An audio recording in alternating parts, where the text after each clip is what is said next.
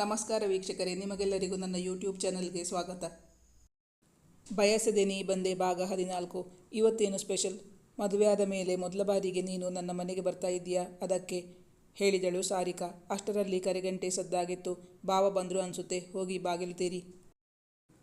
ಸನಿಹಾ ಬಾಗಿಲು ತೆಗೆದಾಗ ಬಾಗಿಲ ಮುಂದಿದ್ದ ವ್ಯಕ್ತಿಯನ್ನು ಕಂಡು ಒಂದು ಕ್ಷಣ ಅವಳಿಗೆ ಏನು ಮಾಡಬೇಕೆಂದು ತೋಚದೆ ಹಾಗೇ ನಿಂತು ಬಿಟ್ಟಿದ್ದಳು. ತಂದೆ ಮತ್ತು ಅಕ್ಕನ ಮಾತುಕತೆಯನ್ನು ಕೇಳಿಸಿಕೊಂಡ ಸನಿಹಾ ತಂದೆ ಬಳಿ ಹೇಳಿದಳು, ಅಪ್ಪ, ನಾಳೆ ನನಗಂತೂ ಅಕ್ಕನ ಮನೆಗೆ ಹೋಗೋಕೆ ಸಾಧ್ಯನೇ ಇಲ್ಲ.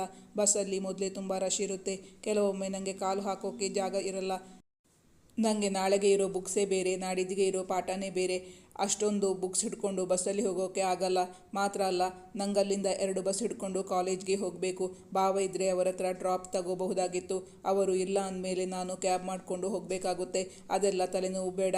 ಅದರ ಬದಲು ಅಕ್ಕಂಗೆ ಇಲ್ಲಿ ಬಂದಿರೋಕೆ ಹೇಳಿ. ಒಂದು ದಿನ ಅಮ್ಮನ ಮನೆಯಲ್ಲಿ ಬಂದಿದ್ದರೆ ಅವಳ ಗಂಟೇನೂ ಹೋಗಲ್ಲ. ಯಾವಾಗಲೂ ನಾನೇ ಯಾಕೆ ಅವರ ಮನೆಗೆ ಹೋಗಬೇಕು? ಅವಳೇ ಬರಲಿ. ಅವಳಿಗೆ ಅಲ್ಲಿಂದ ಕಾಲೇಜಿಗೆ ಹೋಗಿ ಬರಲು ತುಂಬ ಕಷ್ಟವಾಗುತ್ತಿತ್ತು. ಆಗ ಸುಲೋಚನಾ ಅವರು ಹೇಳಿದರು,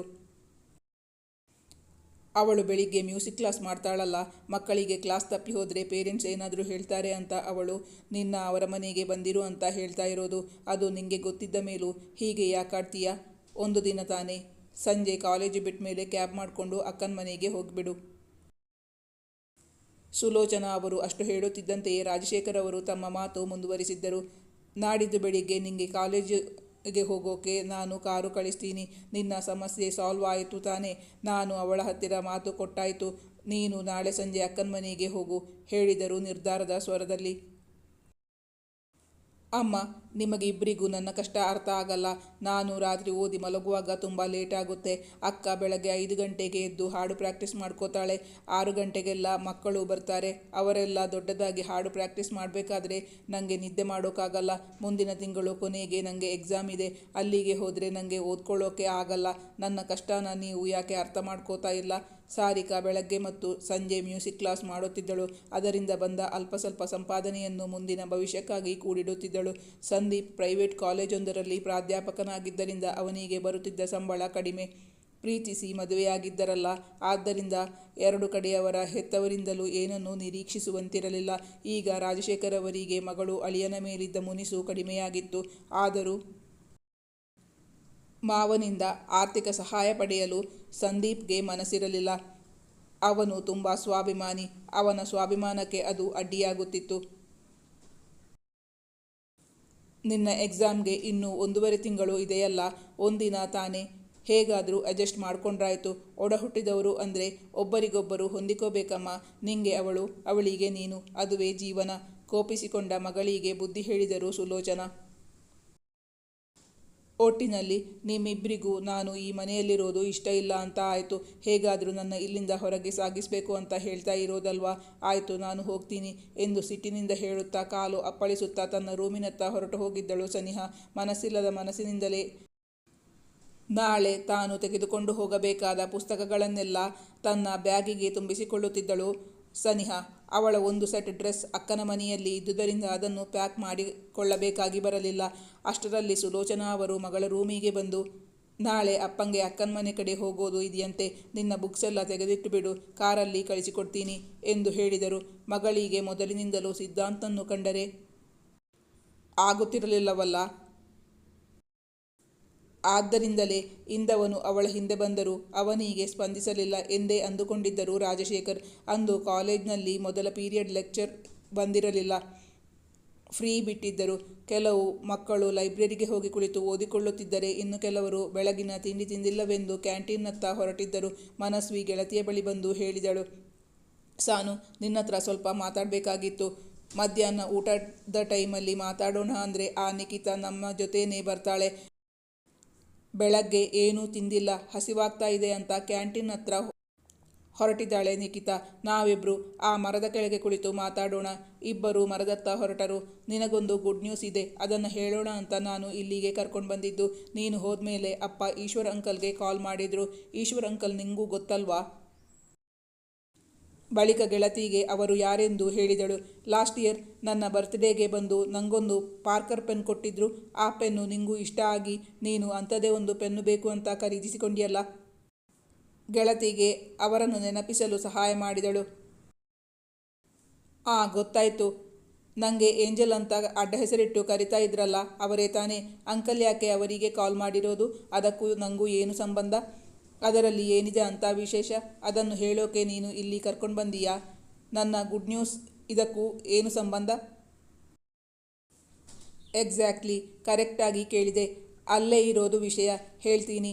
ನೀನು ಅಪ್ಪನ ಹತ್ತಿರ ಅಂಕಲ್ನ ಲೋನಿನ ವಿಚಾರ ಕೇಳಿದ್ಯಂತಲ್ಲ, ಆ ಸಂದರ್ಭದಲ್ಲಿ ಆ ಬ್ಯಾಂಕ್ನಲ್ಲಿ ಈಶ್ವರ್ ಅಂಕಲ್ ಮ್ಯಾನೇಜರ್ ಆಗಿ ಇದ್ರಂತೆ.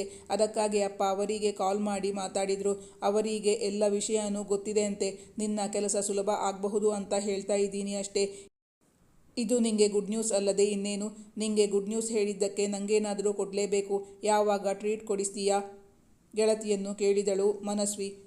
ಎಸ್, ಇದು ನನಗೆ good news. Thank you Manu, thank you so much. ಖಂಡಿತ ನಿಂಗೆ ಟ್ರೀಟ್ ಕೊಡಿಸ್ತೀನಿ. ಇವತ್ತು ಆಗಲ್ಲ, ಅಕ್ಕನ ಮನೆಗೆ ಹೋಗಬೇಕು. ಈ ಶನಿವಾರ ಮಧ್ಯಾಹ್ನ ಹೋಟೆಲ್ಗೆ ಕರ್ಕೊಂಡು ಹೋಗಿ ನೀನು ಅದು ಏನೆಲ್ಲ ಇಷ್ಟಪಡ್ತೀಯೋ ಅದೆಲ್ಲ ಕೊಡಿಸ್ತೀನಿ. ಓಕೆನಾ? Okay, thank you. ಬಹುಶಃ ಸದ್ಯದಲ್ಲೇ ಅಪ್ಪ ನಿಂಗೆ ಈಶ್ವರ್ ಅಂಕಲ್ನ ಭೇಟಿ ಮಾಡಿಸಬಹುದು. ಆದರೆ ರಾಜಶೇಖರ್ ಅಂಕಲ್ಗೆ ಇದ್ಯಾವುದು ಗೊತ್ತಾಗಬಾರ್ದು ಅಂತ ಅಪ್ಪ ಈಶ್ವರ್ ಅಂಕಲ್ ಹತ್ರ ಹೇಳ್ತಾ ಇರೋದು ಕೇಳಿಸ್ತು. ನೀನು ನಿಮ್ಮ ಮನೆಯಲ್ಲಿ ಯಾರಿಗೂ ವಿಷಯ ಹೇಳೋಕೆ ಹೋಗಬೇಡ ಕಣೆ. ಇಲ್ಲ ಇಲ್ಲ, ನಾನು ಅಪ್ಪಂಗೆ ಗೊತ್ತಾಗದ ಹಾಗೆ ಈ ಕೆಲಸ ಮಾಡ್ತಾ ಇರೋದು. ಅಮ್ಮಂಗೂ ಹೇಳಿಲ್ಲ. ಮೊದಲ ಬಾರಿ ಅಮ್ಮನಿಂದ ಮುಚ್ಚಿಟ್ಟು ಒಂದು ಕೆಲಸ ಮಾಡ್ತಾ ಇದ್ದೀನಿ. ಅದಕ್ಕೆ ನನಗೆ ಬೇಜಾರಿದೆ. ಆದರೆ ಏನು ಮಾಡಲಿ, ಅಪ್ಪನ ವಿರುದ್ಧ ಕೆಲಸ ಮಾಡ್ತೀನಿ ಅಂದರೆ ಅಮ್ಮಂಗೆ ತುಂಬ ಬೇಜಾರಾಗುತ್ತೆ. ಅದಕ್ಕಾಗಿ ಹೇಳೋಕೆ ಹೋಗಲಿಲ್ಲ. ಅಂದರೆ ತಂದೆಯ ಬಗ್ಗೆ ಈಶ್ವರ್ ಅಂಕಲ್ಗೆ, ಮನೋಹರ್ ಅಂಕಲ್ಗೆ ಎಲ್ಲವೂ ಗೊತ್ತಿದೆ. ಆದರೆ ಅವರೆಂದು ತನ್ನ ಮುಂದೆ ಅದನ್ನೆಲ್ಲ ಪ್ರಸ್ತಾಪಿಸಲೇ ಇಲ್ಲ. ಸತ್ಯ ತಿಳಿಯುವ ನಿಟ್ಟಿನಲ್ಲಿ ತಾನು ಇನ್ನೂ ಒಂದು ಹೆಜ್ಜೆ ಮುಂದೆ ಬಂದಿದ್ದೇನೆ ಎಂದೆನಿಸಿದಾಗ ಅವಳಿಗೆ ತುಂಬ ಸಂತೋಷವಾಗಿತ್ತು. ಅದನ್ನು ಹಂಚಿಕೊಳ್ಳಲು ಸಿದ್ಧಾಂತ್ ಅಲ್ಲಿ ಇರಲಿಲ್ಲ. ಮಾತ್ರವಲ್ಲ, ಸದ್ಯ ಅವನನ್ನು ಸಂಧಿಸಲು ಸಾಧ್ಯವೇ ಇಲ್ಲ ಎಂದೆನಿಸಿದಾಗ ಅವಳ ಮನಸ್ಸಿಗೆ ನೋವಾಯಿತು. ಗೆಳತಿಯ ಬಳಿ ಹೇಳಿಕೊಂಡಳು. ಆದರೆ ತನ್ನ ಸಂತೋಷವನ್ನು ಹಂಚಿಕೊಳ್ಳಲು ಜೀವದ ಗೆಳತಿ ಇದ್ದಾಳಲ್ಲ, ಅವಳನ್ನು ಬಿಗಿದಪ್ಪಿಕೊಂಡು ಬಿಟ್ಟಿದ್ದಳು ಸನಿಹಾ. ತನ್ನ ಸಂತೋಷವನ್ನು ಆ ರೀತಿ ವ್ಯಕ್ತಪಡಿಸಿದ್ದಳು. ನಾನು ಈಗ ಇಟ್ಟಿರೋ ಹೆಜ್ಜೆ ತುಂಬ ಕಠಿಣವಾದದ್ದು. ಅದಕ್ಕೆ ನನಗೆ ಸಹಾಯದ ಅವಶ್ಯಕತೆ ಇದೆ. ನೀನು, ಅಂಕಲ್, ನಿಮ್ಮಣ್ಣ ಎಲ್ಲರೂ ಒಂದಲ್ಲ ಒಂದು ರೀತಿಯಲ್ಲಿ ನನಗೆ ಸಹಾಯ ಮಾಡ್ತಾನೇ ಇದ್ದೀರಾ. ನಿಂಗೆ ಎಷ್ಟು ಥ್ಯಾಂಕ್ಸ್ ಹೇಳಿದರೂ ಕಡಿಮೆ. ನಿಜವಾದ ಗೆಳತಿ ಅಂದರೆ ಅದು ನೀನೇ. ನನ್ನ ಜೀವದ ಕೊನೆ ಉಸಿರಿರುವವರೆಗೂ ನಿನ್ನನ್ನು ನಾನು ಮರೆಯಲ್ಲ ಕಣೆ. ಅವಳ ಮಾತು ಕೇಳಿ ಮನಸ್ವಿ ಗೆಳತಿಯನ್ನು ಪ್ರಶ್ನಿಸಿದಳು. ಒಂದು ವೇಳೆ ರಾಜಶೇಖರ್ ಅಂಕಲ್ ತಪ್ಪಿತಸ್ಥರು ಅಂತ ಗೊತ್ತಾದರೆ ಆಗ ನಿಂಗದನ್ನು ಸಹಿಸೋಕೆ ಆಗುತ್ತಾ? ಸಾಮಾನ್ಯವಾಗಿ ಹೆಚ್ಚಿನ ಹೆಣ್ಣುಮಕ್ಕಳಿಗೂ ಅವರ ತಂದೆಯೇ ಹೀರೋ. ಮೊದಲು ನೀನು ನನಗೆ ಅದನ್ನೇ ಹೇಳ್ತಾ ಇದ್ದೆ ಅಲ್ವಾ? ಅದಕ್ಕೆ ಕೇಳ್ತಾ ಇದ್ದೀನಿ. ಖಂಡಿತ ನೋವಾಗುತ್ತೆ. ಆದರೆ ನಾನು ಸತ್ಯ ಏನು ಅಂತ ತಿಳಿದುಕೊಳ್ಳಲೇಬೇಕು. ಒಂದು ವೇಳೆ ನಮ್ಮಪ್ಪ ಅನ್ಯಾಯ ಮಾಡಿದ್ದೇ ಆಗಿದ್ರೆ ನನ್ನಿಂದ ಅದನ್ನು ಸರಿಪಡಿಸೋಕೆ ಸಾಧ್ಯನಾ ಅಂತ ನೋಡ್ತಾ ಇದ್ದೀನಿ. ನಂಗೊತ್ತು, ಪೂರ್ತಿ ನ್ಯಾಯ ಒದಗಿಸೋಕೆ ಸಾಧ್ಯವಿಲ್ಲ. ಆದರೆ ನನ್ನ ಕೈಯಲ್ಲಿ ಏನಾಗುತ್ತೋ ಅದನ್ನು ಮಾಡಬೇಕು ಅಂತ ಇದ್ದೀನಿ. ನನಗೆ ಯಾವಾಗ ಈಶ್ವರ್ ಅಂಕಲ್ ಅವರನ್ನು ಭೇಟಿ ಮಾಡಿ ಪೂರ್ತಿ ವಿಷಯ ತಿಳ್ಕೋತೀನೋ ಅಂತ ಅನ್ನಿಸ್ತಾ ಇದೆ. ಈಶ್ವರ್ ಅಂಕಲ್ ಅವರಿಗೆ ಈಗ ರಿಟೈರ್ಡ್ ಆಗಿದೆ. ಈಗ ಆ ಬ್ರಾಂಚಲ್ಲಿ ಸುಧೀರ್ ಅವರು ಮ್ಯಾನೇಜರ್ ಆಗಿ ಕೆಲಸ ಮಾಡ್ತಾ ಇದ್ದಾರೆ ಅಂತ ಅಪ್ಪ ಹೇಳ್ತಾ ಇದ್ರು. ಗೆಳತಿಗೆ ಸ್ಪಷ್ಟಪಡಿಸಿದಳು ಮನಸ್ವಿ. ಮಾತಾಡುತ್ತಾ ಸಮಯ ಸರಿದಿತ್ತು. ನೆಕ್ಸ್ಟ್ ಅವರ್ ನಮಗೆ ಕ್ಲಾಸ್ ಇದೆಯಲ್ವಾ? ಕ್ಲಾಸಿಗೆ ಹೋಗೋಣ. ಇಬ್ಬರು ಕ್ಲಾಸ್ನತ್ತ ಹೊರಟರು. ಅಂದು ಸಂಜೆ ತನಕ ಕ್ಲಾಸ್ ಅಟೆಂಡ್ ಆಗಿದ್ದಳು ಸನಿಹಾ. ಬಳಿಕ ಅಕ್ಕನ ಮನೆಗೆ ಹೋಗಿದ್ದಳು. ತನ್ನನ್ನು ಅಕ್ಕನ ಮನೆಗೆ ಕರೆಸಿಕೊಂಡಿದ್ದಕ್ಕೆ ಅವಳಿಗೆ ಅಕ್ಕನ ಮೇಲೆ ತುಸು ಕೋಪವೇ ಇತ್ತು. ಬಾಸಾನು, ಇವತ್ತು ಹೇಗಾಯಿತು ಕಾಲೇಜು? ನಿಂಗೆ ಬರುವುದಕ್ಕೆ ಮನಸ್ಸಿರಲಿಲ್ಲ ಅಂತ ಅಮ್ಮ ಹೇಳಿದ್ರು. ಆಗ ಡ್ರೈವರ್ ಜೊತೆ ಅಮ್ಮನೂ ಬಂದಿದ್ರು. ನಿನ್ನ ಬುಕ್ಕೆಲ್ಲ ಅಲ್ಲಿ ರೂಮಲ್ಲಿ ಇಟ್ಟಿದ್ದೀನಿ, ನೋಡು. ಕೈಕಾಲು ಮುಖ ತೊಳ್ಕೊಂಡು ಬಾ, ಕಾಫಿ ತಿಂಡಿ ಕೊಡ್ತೀನಿ. ಹೌದು, ನನಗೆ ಮನಸ್ಸಿರಲಿಲ್ಲ. ಯಾಕೆ ಅಂತ ನಿಂಗೆ ಅಮ್ಮನೇ ಹೇಳಿರಬೇಕಲ್ಲ. ಇವತ್ತು 2 ಕ್ಲಾಸ್ ಇದ್ದಿದ್ದು, ಆದ್ದರಿಂದ ಕಾಲೇಜು ತುಂಬ ಚೆನ್ನಾಗಿತ್ತು ಕಣೆ. ಇವತ್ತು ಏನು ತಿಂಡಿ ಮಾಡಿದೀಯಾ? ಮೈಸೂರು ಪಾಕ್ನ ಸ್ಮೆಲ್ ಗಮ್ಮಂತ ಮೂಗಿಗೆ ಬಡಿತಾ ಇದೆ. ಬರೀ ಸ್ವೀಟ್ ಮಾತ್ರ ಅಲ್ಲ, ಖಾರನೂ ಮಾಡಿದ್ದೀನಿ. ಆಲೂ ಬೋಂಡ ಮಾಡಿದ್ದೀನಿ. ಅದರ ಸ್ಮೆಲ್ ಬರ್ತಾ ಇಲ್ವಾ? ತಂಗಿಗೆ ಸ್ವೀಟ್ ಇಷ್ಟವಾದ್ದರಿಂದ ಅವಳಿಗೆ ಅದರ ಸ್ಮೆಲ್ ಮಾತ್ರ ಬಂದಿದೆ ಎಂದು ಹೇಳಿ ನಗುತ್ತಾ ಅಡುಗೆ ಮನೆಯತ್ತ ಹೊರಟಿದ್ದಳು ಸಾರಿಕಾ. ಸನಿಹಾ ಕೂಡ ಅಕ್ಕನ ಹಿಂದೆ ಅಡುಗೆ ಮನೆಗೆ ಹೊರಟಳು. ಇವತ್ತೇನೋ ಸ್ಪೆಷಲ್ ಇದೆ, ಇಲ್ಲಾಂದರೆ ಇಷ್ಟೊತ್ತಲ್ಲಿ ನೀನು 2 ಬಗೆ ತಿಂಡಿ ಮಾಡಲ್ಲ. ಯಾವಾಗಲೂ ಭಾವ ಇಲ್ಲದೇ ಇದ್ದರೆ ನಾವಿಬ್ಬರೇ ಅಲ್ವಾ, ಏನು ಸ್ಪೆಷಲ್ ಆಗಿ ಮಾಡೋದು ಬೇಡ ಅಂತ ಹೇಳ್ತಾ ಇದ್ದೆ. ಇವತ್ತೇನು ಸ್ಪೆಷಲ್? ಮದುವೆ ಆದ ಮೇಲೆ ಮೊದಲ ಬಾರಿಗೆ ನೀನು ನನ್ನ ಮನೆಗೆ ಬರ್ತಾ ಇದ್ದೀಯಾ ಅಂತ ಸ್ಪೆಷಲ್ ಆಗಿ ನಿನ್ನಿಷ್ಟದ ಮೈಸೂರು ಪಾಕ್ ಮಾಡಿರೋದು. ಯಾಕೆ? ನಾನು ಭಾವ ಇಲ್ಲದೇ ಇದ್ದಾಗ ನಿನ್ನಿಷ್ಟದ ತಿಂಡಿ ಮಾಡಿ ಕೊಡಬಾರ್ದಾ? ತಂಗಿಯನ್ನು ಪ್ರಶ್ನಿಸಿದಳು ಸಾರಿಕಾ. ಮದುವೆ ವಿಷಯ ಪ್ರಸ್ತಾಪವಾದ ಕೂಡಲೇ ಸನಿಹಾಳ ಮುಖ ಬಾಡಿ ಹೋಯಿತು. 1 ನಿಮಿಷ ದೀರ್ಘ ಮೌನದ ಬಳಿಕ ಉತ್ತರಿಸಿದಳು ಸನಿಹಾ. ಅಕ್ಕ, ನೀನಾದರೂ ನನಗೆ ಮದುವೆ ಆಗಿದೆ ಅಂತ ಒಪ್ಕೋತೀಯಲ್ಲ. ಬಲವಂತವಾಗಿ ಮದುವೆ ಮಾಡಿಸಿ ಈಗ ಗಂಡನಿಂದ ದೂರ ಆಗಿರು ಅಂತ ಹೇಳ್ತಾ ಇದ್ದಾರೆ ಅಪ್ಪ. ಅವರು ಹೇಳಿದ್ದೆಲ್ಲ ಸರಿ ಅಂತ ಹೇಳಿ ಅಭ್ಯಾಸ ನಮ್ಮ ಅಮ್ಮಂಗೆ. ಹೌದು, ಭಾವ ಯಾವಾಗ ಬರ್ತಾರೆ? ನಾಳೆನಾ? ಹಾಗೆ ಹೇಳುವಾಗ ಅವಳ ಕಣ್ಣುಗಳು ತುಂಬಿ ತುಳುಕಾಡಿತ್ತು. ಬಳಿಕ ವಿಷಯ ಮರೆಮಾಚಲೆಂದೇ ಭಾವನ ವಿಷಯ ಪ್ರಸ್ತಾಪಿಸಿದ್ದಳು. ಸರಿಯಾಗಿ ಗೊತ್ತಿಲ್ಲ ಕಣೆ, 2 ದಿನ ಆಗಬಹುದು ಅನ್ಸುತ್ತೆ. ಎಲ್ಲ ಸರಿ ಹೋಗುತ್ತೆ ಸಾನು, ಅದಕ್ಕಾಗಿ ನೀನು ಕಣ್ಣೀರು ಹಾಕಬೇಡ. ತಂಗಿಯನ್ನು ಸಮಾಧಾನಪಡಿಸಿದಳು ಸಾರಿಕಾ. ಭಾವ ಬರೋದು 2 ದಿನ ಆಗುತ್ತಾ? ಅಂದರೆ ನಾನು 2 ದಿನ ಇಲ್ಲೇ ಇರಬೇಕು ಅಂತಾನ? ಬೆಳಿಗ್ಗೆ ನಿನ್ನ ಮ್ಯೂಸಿಕ್ ಕ್ಲಾಸ್ ಕ್ಯಾನ್ಸಲ್ ಮಾಡು. ಹಾಗಾದರೆ 1 ವಾರ ಬೇಕಾದರೂ ಇರ್ತೀನಿ. ಇಲ್ಲಾಂದರೆ ನಾಳೆನೇ ನಾನು ನಮ್ಮನೆಗೆ ಹೊರಟು ಹೋಗ್ತೀನಿ. ಆಯಿತು, ನಿಂಗೋಸ್ಕರ ನಾಳೆ ಮ್ಯೂಸಿಕ್ ಕ್ಲಾಸ್ ಕ್ಯಾನ್ಸಲ್ ಮಾಡ್ತೀನಿ. ನಿಂಗೆ ಹೋಮ್ವರ್ಕ್ ಏನಾದರೂ ಇದ್ದರೆ ಮೊದಲು ಮುಗಿಸಿಬಿಡು. ಆಮೇಲೆ ನಾವಿಬ್ಬರು ಕೂತ್ಕೊಂಡು ಮಾತಾಡೋದು ತುಂಬ ಇದೆ. ನಿಂಗೆ ಡಿಸ್ಟರ್ಬ್ ಆಯಿತು ಅಂತ ಮತ್ತೆ ನನ್ನ ಮೇಲೆ ರೇಗಬೇಡ, ತಂಗಿಗೆ ಹೇಳಿದಳು ಸಾರಿಕಾ. ನೀನು ನನ್ನ ಜೊತೆ ಕೂತು ಮಾತಾಡ್ತಿರ್ಬೇಕಾದ್ರೂ ನಾನು ಹೋಮ್ವರ್ಕ್ ಮಾಡ್ತೀನಿ, ನನಗೇನು ಪ್ರಾಬ್ಲಮ್ ಇಲ್ಲ.